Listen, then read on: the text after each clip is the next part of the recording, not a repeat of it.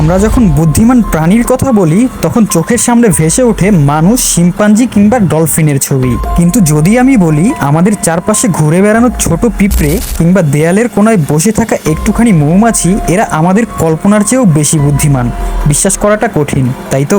আজকে আমরা সেই অজানা জগতেই ঢুকতে যাচ্ছি, কীটপতঙ্গ, যাদের আমরা সাধারণত ভয় পাই, ঘৃণা করি বা পাত্তাই দেই না। তবে তাদের মগজের মধ্যেই লুকিয়ে আছে এমন সব রহস্য যেগুলো আজও বিজ্ঞান সম্পূর্ণভাবে ব্যাখ্যা করতে পারেনি।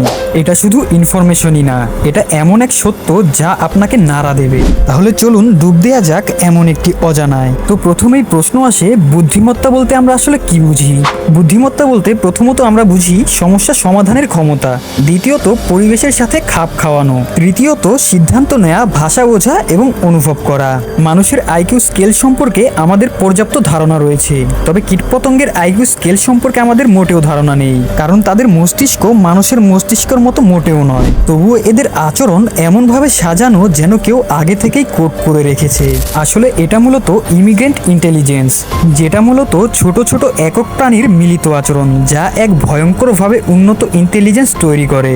আপনারা জানলে অবাক হবেন, পিঁপড়ার বুদ্ধি অনেকটা জীবন্ত সুপার কম্পিউটারের মতো। পৃথিবীতে যত পিঁপড়া আছে তা নাকি মানুষের সংখ্যার থেকে 1 মিলিয়ন গুণ বেশি। তারা একসাথে মিলে এমন এক কলোনি ইন্টেলিজেন্সি তৈরি করে যা আজকের এআই ইঞ্জিনিয়ারদের হতবাক করে দিয়েছে। পিঁপড়েরা কখন খাবার আনবে, কখন যুদ্ধ করবে, কখন বাসা বদলাবে, সব নির্ধারণ হয় কোনো লিডার ছাড়াই। এছাড়াও কিছু প্রজাতি রয়েছে যারা নিজেরাই ফার্মিং করে। হ্যাঁ, মানুষের আগেই তারা কৃষি শুরু করেছিল। লিফ কাটার অ্যান্টস নামের এক প্রকার পিঁপড়ে ফাঙ্গাস চাষ করে খাবার বানায়। এছাড়া পিঁপড়েদের ভেতর যদি কোনো পিঁপড়া মারা যায় তাহলে তারা বুঝে ফেলে, কারণ তাদের শরীর থেকে নির্দিষ্ট এক প্রকার গন্ধ বের হয়। সবচেয়ে মজার বিষয়, তারা একে অপরের সাথে কেমিক্যাল সিগন্যালের মাধ্যমে কথা বলে। আপনি একবার চিন্তা করুন, ছোট একটা পিঁপড়া কতটাই না সংগঠিত। চলুন এখন আমরা আরেকটা ছোট্ট প্রাণী নিয়ে কথা বলি। এমন কোনো মানুষ নেই যারা হয়তো মৌমাছি সম্পর্কে জানে না। তবে আপনি হয়তো জানেন না, মৌমাছি শুধু মধু তৈরির জন্য বিখ্যাত না, তারা জানে কিভাবে সংখ্যা গণনা করতে হয়। একটি গবেষণায় দেখা গেছে মৌমাছি 1 থেকে 5 পর্যন্ত সংখ্যা গণনা করতে পারে। সবচেয়ে বিস্ময়কর বিষয় হচ্ছে তারা শূন্য বা জিরো কনসেপ্ট বুঝে। এছাড়া এরা নিজেদের ম্যাপে খাবারের অবস্থান রেকর্ড করে রাখে এবং অন্যান্য মৌমাছিকে নাচের মাধ্যমে দিক নির্দেশনা দেয়, আর এই নাচ অনুযায়ী পুরো কলোনি সিদ্ধান্ত নেয়। তাহলে এখন প্রশ্ন ওঠে, এমন এক প্রাণী যার মস্তিষ্ক মানুষের তুলনায় 1 মিলিয়নেরও 1 ভাগ, সে কিভাবে এত কমপ্লেক্স চিন্তা করে? চলুন এখন আমরা কথা বলি ড্রাগন ফ্লাই নিয়ে, যা কিনা আকাশের সবচেয়ে ভয়ঙ্কর শিকারী। এটার শিকার ধরার সাফল্যের হার 95%, যা কিনা সিংহ বা বাঘের চেয়েও অনেক বেশি। ড্রাগন ফ্লাই তাদের শিকারকে এমনভাবে লক্ষ্য রাখে যেন তারা ট্র্যাকিং সিস্টেম ব্যবহার করছে। তাদের চোখে রয়েছে 30,000 লেন্স, যেগুলো দিয়ে 360 ডিগ্রি দৃষ্টি তৈরি হয়। গবেষণায় দেখা গেছে শিকার করার আগে তারা নিজের ফ্লাইট প্ল্যান করতে পারে।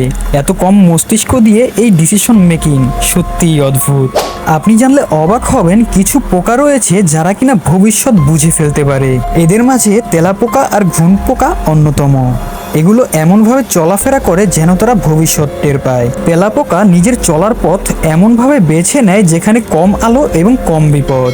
অনেক পোকা রয়েছে যারা কম্পনের মাধ্যমে কে এগিয়ে আসছে সেটা বুঝতে পারে। মথ প্রজাতির পোকা কিছু ক্ষেত্রে সাউন্ড ব্লক করতে পারে, যেন বাদুড়ের ইকোলোকেটিং ব্যর্থ হয়। এখন আসুন কথা বলি ছোট মাকড়সা নিয়ে। মাকড়সা তার জাল এমন নিখুঁতভাবে বুনে যেন সে একজন আর্কিটেক্ট।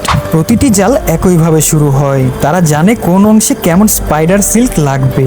বিজ্ঞানীরা মাকড়সার জাল নিয়ে বায়ো ইন্সপায়ার্ড ম্যাটেরিয়াল তৈরি করেছে। এছাড়া তাদের স্নায়বিক প্রতিক্রিয়া এমন, তারা জালের কম্পনে বুঝতে পারে কে শিকার আর কে শত্রু।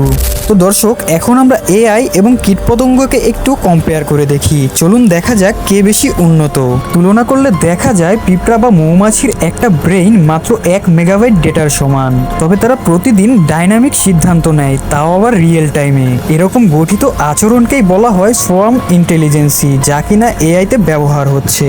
তো আমরা এই ভিডিও থেকে কি শিখলাম? আমরা মানুষ নিজের বুদ্ধিকে শ্রেষ্ঠ ভাবি, কিন্তু প্রকৃতিতে এমন কিছু ছোট প্রাণী আছে যারা আমাদের চোখে ধরা না দিলেও তাদের আচরণ, সমস্যা সমাধান এবং সিদ্ধান্ত নেওয়ার ক্ষমতা আমাদের মতোই জটিল। তাদের কোনো স্কুল নেই, কোনো কোচিং নেই, তবুও তারা জানে কিভাবে বাঁচতে হয়, কিভাবে কাজ ভাগ করে নিতে হয়, আর জিনগতভাবে কিভাবে ভবিষ্যতের পথ তৈরি করে রাখতে হয় সেটাও তারা জানে।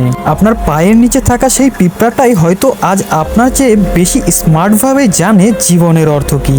আপনার কি কখনো মনে হয়েছে এই পোকাগুলোর মধ্যে কোনো দৈব পরিকল্পনা লুকায়িত আছে, নাকি সবটাই প্রকৃতির অসাধারণ সাজানো খেলা? কমেন্টে আপনার মতামত জানাতে ভুলবেন না। আর এমন অসাধারণ জ্ঞানভিত্তিক কন্টেন্ট পেতে আমার এই ছোট্ট চ্যানেলটি সাবস্ক্রাইব করে রাখুন। মনে রাখবেন, যা ছোট তা সবসময় দুর্বল নয়, কখনো কখনো ছোট জিনিসেই লুকিয়ে থাকে প্রকৃতির সবচেয়ে বড় বিস্ময়।